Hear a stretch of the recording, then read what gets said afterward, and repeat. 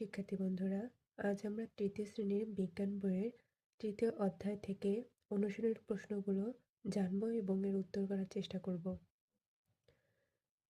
পৃষ্ঠা নম্বর 37। সঠিক উত্তরে টিক চিহ্ন দেই। 1.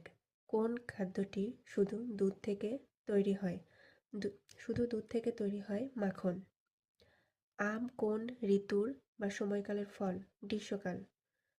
পেয়ারা আমাদের শরীরে প্রধানত কোন ধরনের কাজ করে? রোগ প্রতিরোধ করে। 2.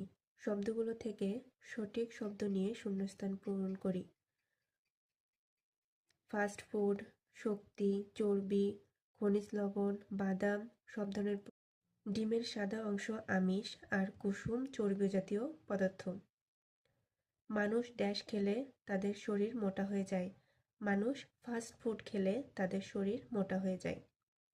3. বাম পাশের শব্দগুচ্ছের সাথে ডান পাশের শব্দের মিল করি। ডাবের পানি। ডাবের পানি কি? ডাবের পানি স্বাস্থ্যকর খাবার। কোমল পানীয় কি করে? মোটা করে। শাকসবজিতে থাকে ভিটামিন। শিমের বিচিতে থাকে আমিষ। খোলা খাবার খোলা খাবারে থাকে জীবাণু।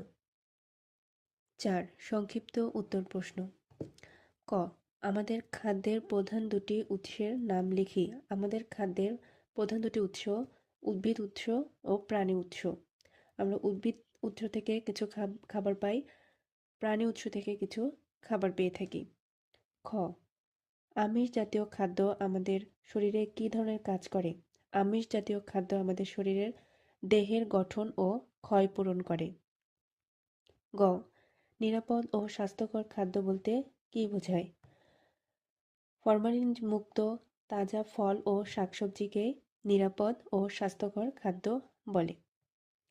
নিরাপদ পানীয় এর দুটি উদাহরণ দেই। নিরাপদ পানীয় দুটি 5. বর্ণনামূলক প্রশ্ন। ক. আমাদের শরীরে খাদ্যের পুষ্টি উপাদানের প্রয়োজনীয়তা বর্ণনা করো। আমাদের শরীরে পুষ্টি উপাদানের প্রয়োজনীয়তাগুলো হচ্ছে: আমাদের চলাফেরা সহ সব কাজের জন্য প্রয়োজনীয় শক্তি শর্করা থেকে আমরা পেয়ে থাকি। আমাদের দেহের গঠন ও ক্ষয়পূরণের জন্য আমিষ প্রয়োজন।